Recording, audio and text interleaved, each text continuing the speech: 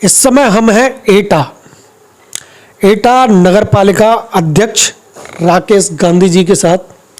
विगत 2 बार से नगर पालिका एटा की जो अध्यक्ष पद रहा वो गांधी जी के घर में रहा।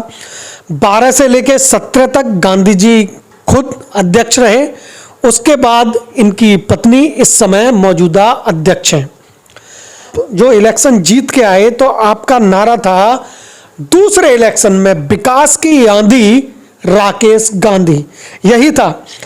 आज के मौजूदा हालातों में आपका जो प्रतिद्वंदी है वो आप किसे देखते हैं? समाजवादी पार्टी से प्रत्याशी आएगा उसे या भारतीय जनता पार्टी से?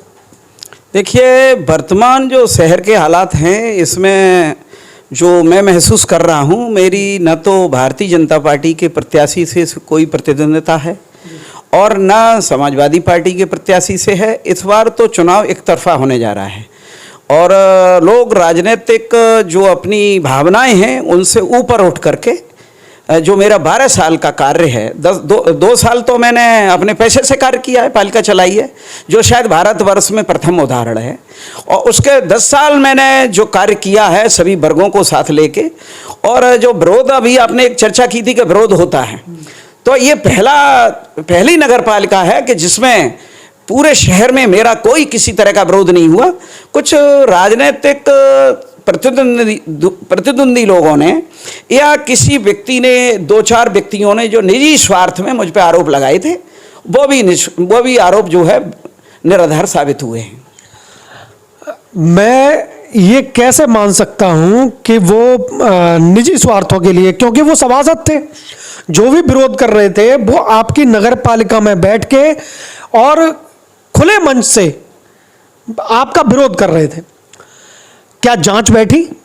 देखिए, 2012 से अब तक जांचें तो हमेशा होती रही हैं और हर विभाग में होती हैं, रूटीन कार्य है। और जांचों में कभी कुछ नहीं देखा गया, ना कोई शिकायत को सही माना गया, सब झूठी शिकायतें लोग अभी तक करते रहे।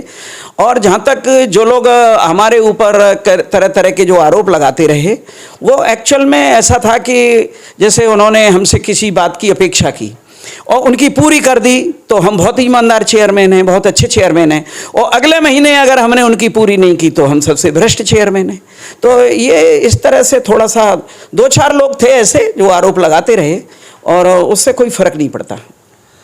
सभासद तो अपने हो सकता है निजी स्वार्थों की वजह से अपने स्वार्थों को साधने के लिए ये सब प्रपंच रच रहे हो।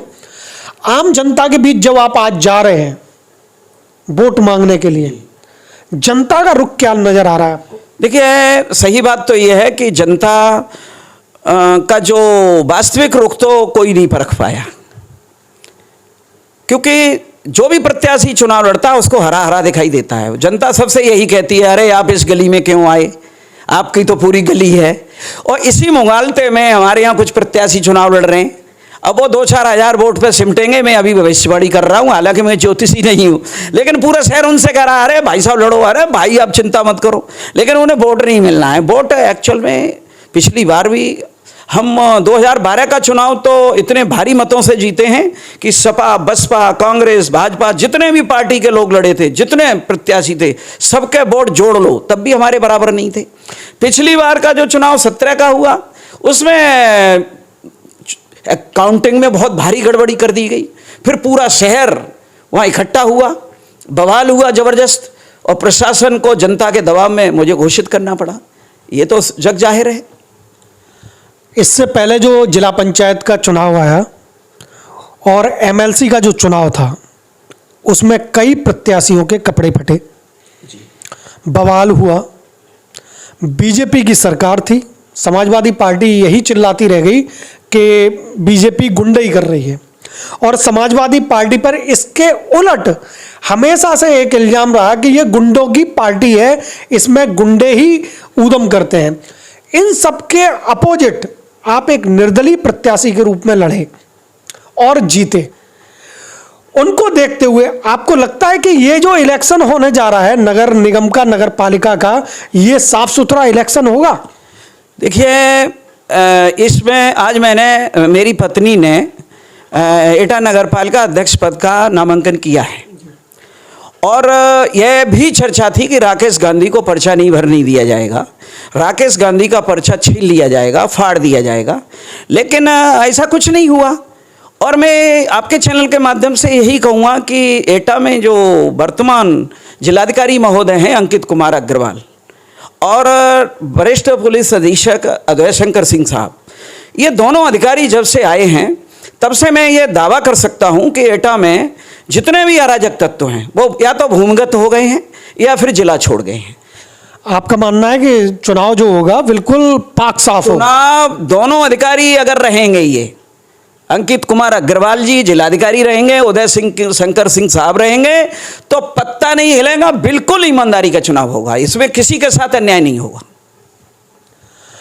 ऐसे कौन से काम, आप विगत 2 बार से अध्यक्ष हैं, अब आपको एटा में ऐसे कौन से काम और नजर आ रहे हैं जो अगर आप अगले 5 साल के लिए दोबारा से अध्यक्ष बनते हैं तो वो आपकी प्राथमिकताओं में रहेंगे?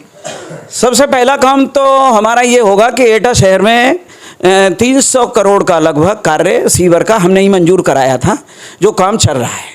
तो इससे जो नालियाँ, नाले और सड़कें जो खराब हो गई हैं, इसको हम 6 महीने के अंदर बिल्कुल फिट करा देंगे।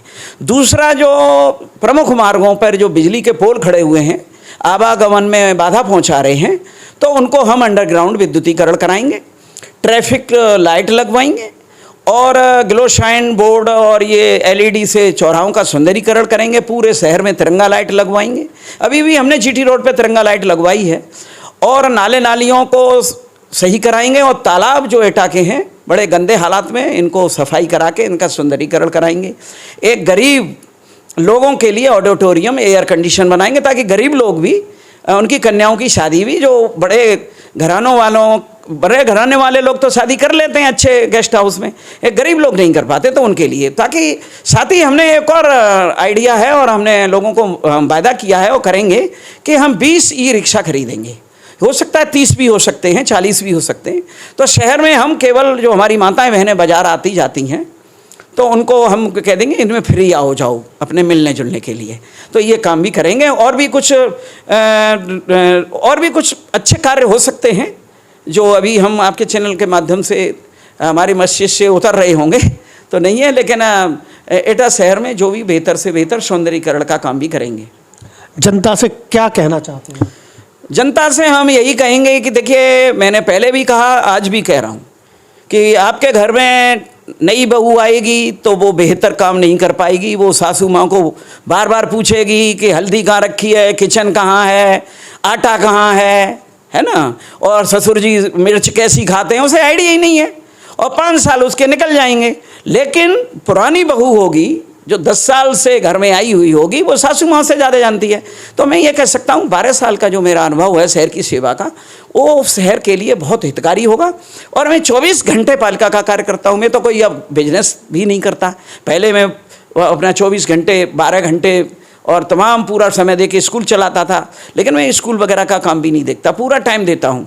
तो मैं समझता हूँ एटा बहुत बेहतर एटा के लिए काम कर सकता हूँ और शहर के लोग मुझे मौका दें। और एक अपील करना चाहता हूँ कि मैंने किसी भी राजनीतिक दल के व्यक्ति हों, सबका सम्मान किया, सबका कहना माना, सबका काम किया है। तो ये चुनाव पार्टी बेस पे ना रखें। पार्टी, इसमें कोई सरकार तो बन नहीं रही है किसी पार्टी की, ना सरकार गिर रही है। ये तो प्रधान जी का चुनाव है, प्रधान जैसा चुनाव है। तो इसमें लोग अपनी पार्टी से ऊपर उठ करके मुझे आशीर्वाद दें। और ये कहावत है ना, पहले विश्वास करें, क्या कहते हैं, पहले काम करें फिर विश्वास। हाँ, ऐसा, पहले इस्तेमाल करें फिर विश्वास करें। तो हम इस्तेमाल किए हुए हैं, तब विश्वास करें। गांधी जी, कितने आश्वस्त हैं आप इस चुनाव को लेके? अब जैसे 100% से तो ज़्यादा संख्या हो नहीं सकती। हाँ। लेकिन फिर भी हम लोग हम चलन की भाषा में कहते हैं 110%, 120%।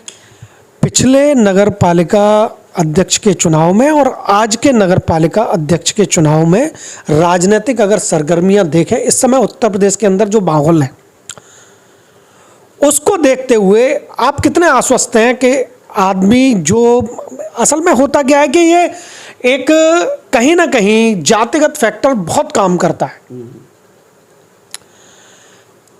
उसका प्रभाव तो नहीं पड़ेगा कहीं? नहीं, देखिए, एटा में मैं मानता हूं कि जातिगत प्रभाव है राजनीति में, लेकिन मेरे नाम पर कोई जातिगत प्रभाव नहीं है। मुझे तो ब्राह्मण समाज से लेकर के और जितने भी क्षत्रिय समाज, लोधी समाज, शाक्य समाज, यादव समाज, बघेल समाज, वाल्मीकि समाज, जाटव समाज, सब हिंदी समाज, घियारा समाज, नट समाज, गोस्वामी समाज, जितने भी समाज हैं, चक समाज, एक एक व्यक्ति से मेरे सीधे संबंध हैं। मेरे बीच में सिफारिश वाले की जरूरत नहीं है, मेरा तो सीधा संबंध है। और मैं समझता हूँ करीब 15,000 तो स्टूडेंट ही मेरा शहर में रहता है, जो मेरे कॉलेज से पढ़ा है।